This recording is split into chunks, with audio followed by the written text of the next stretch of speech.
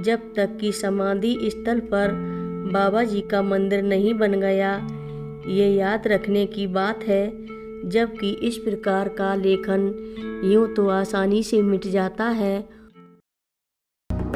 नागेन्द्रहाराय त्रिलोचनाय भस्माङ्गरागाय महेश्वराय नित्याय शुद्धाय दिगम्बराय तस्मै नकाराय नमः शिवाय।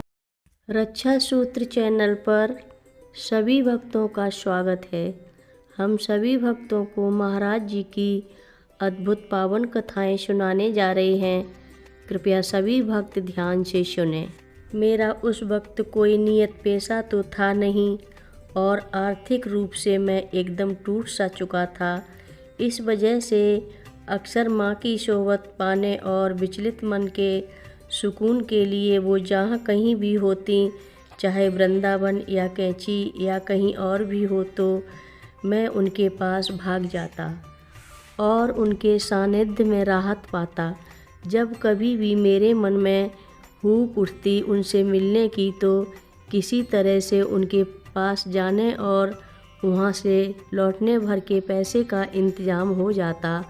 जब कभी भी मेरी इच्छा होती कि माँ से मिल आऊँ, तो मेरे आने जाने भर के पैसे का जुगाड़ हो जाता था।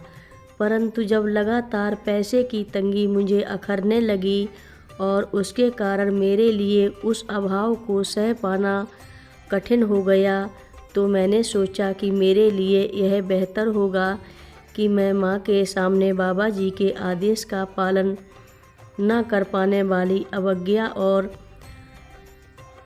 अवमानना को स्वीकार कर लूं। ये बात कैंची आश्रम की है।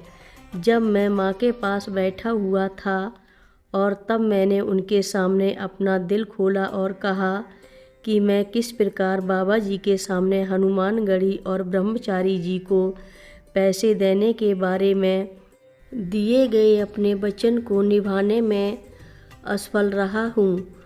मुझसे ये सुनने के बाद माँ एकदम चुपचाप और उदास सी हो गई और फिर एक लंबी चुप्पी के बाद बोली कि बाबा जी बिना मतलब के तो कभी कुछ कहते नहीं थे। उनके इस कहने के पीछे कोई मतलब था। तभी तो उन्होंने कहा, तुम्हारी ये सारी आर्थिक परेशानियां हमेशा के लिए दूर हो जाती। इतना कहने के बाद उन्होंने इसका निदान बताया। वो ये था कि मैं तुरंत ही बिना किसी हीले हवाले के प्रति माह 11-11 रुपये हनुमानगढ़ी और ब्रह्मचारी जी को भेजना शुरू कर दूं। उन्होंने ये भी कहा, जब हालात ज़रा सुधर जाएं, तब उसी हिसाब से पैसे की राशि भी बढ़ा दूं। माँ की कृपा से इस निदान ने मेरा भाग्य ही पलट दिया और इसने मेरे लिए समृद्धि का द्वार खोल दिया। दरअसल वृंदावन में माँ की उपस्थिति और उनके साथ मेरे बराबर के सानिध्य ने मेरे मन से भेदभाव का संशय ही निकाल दिया कि महाराज जी और माँ दो अलग अलग विभूतियाँ हैं। वो फर्क मिट गया और मेरे लिए माँ और महाराज जी एक ही हो गए।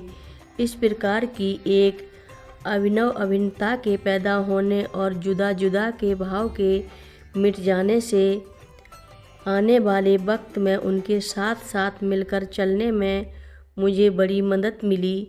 इससे मेरे लिए काम करना बहुत आसान हो गया और मैं फिर होते हुए चमत्कारों को बड़ी शांति से देख पाया, और वह भी बिना किसी प्रकार के अंतद्वंद के कि मैं किसे श्रेय दूं। आज जब मैं आरती के दीपक को घुमाता हूँ, तो वह दीपक दोनों के लिए है, क्योंकि वहाँ केवल एक ही सत्ता है। मेरे प्यारे पाठकों, सन 1973 के बाद से मेरी ज़िंदगी मूर्त रूप में माँ और अमूर्त रूप में बाबा जी की एक दिव्य अनुकंपा से भरे हुए एक कल्याणमय उल्लास में बीती है। एक पुत्र का जीवन तभी सार्थक है जब उसके अपने माता पिता की शरण की छत्र छाया उसके सिर पर है। मैं इस पुस्तक का लेखन पिछले 15 वर्ष तक टालता रहा, वो भी ये सोचकर कि मेरी बात उन तक कैसे पहुंचेगी जो कि अस्तित्व को दो के रूप में देखते हैं, अर्थात दो प्रकार की मानसिकता के लोगों के साथ मैं कैसे हमबार हो पाऊंगा।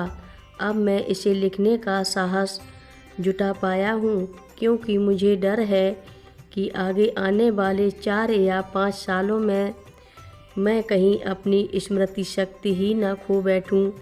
मेरे अनुभव इतने पुरजोर और सशक्त हैं कि मुझे इन्हें आगे आने वाली पीढ़ी को सौंप देना चाहिए और मैं आशा करता हूँ कि उन्हें इनसे प्रेरणा मिलेगी। मेरी अपनी माँ वृंदावन आश्रम में माँ लोगों से मिलने बराबर जाती रहती। वहाँ प्रतिदिन वे सुबह में स्नान करने के बाद बाबा जी की समाधि पर जाती और रोली से ओम लिखती। ये रोली हल्दी और नींबू के रस का मिश्रण होती है।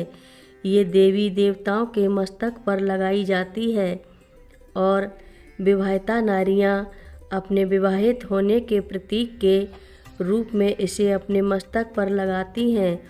ओम विश्व के आरंभ की प्रथम ध्वनि है और इसी को विश्व का जनक भी कहा जाता है।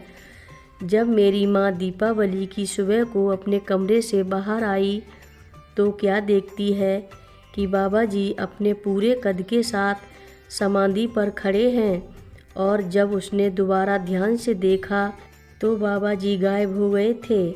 उस सुबह को तब उसने ओम के स्थान पर ओम राम राम लिखा और वह अंकन वर्षों ज्यों का त्यों बना रहा जब तक कि समाधि स्थल पर बाबा जी का मंदिर नहीं बन गया।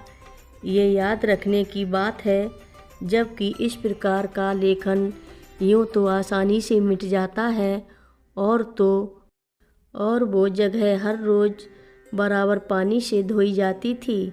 यही तो भक्ति की शक्ति है और ये सबूत है कि भेंट को देवताओं ने स्वीकारा है। कथा लंबी है, आगे की कथा सभी भक्तों को अगले भाग में सुनाएंगे। हर रोज़ महाराज जी की कथाएं सुनने के लिए रक्षा सूत्र चैनल को अवश्य सब्सक्राइब करें, शेयर करें और लाइक करें। घंटी बजाना ना भूलें। कमेंट बॉक्स में लिख भेजें जय नीव करोरी बाबा जी महाराज। बोलो नीव करोरी बाबा जी महाराज की जय बोलो।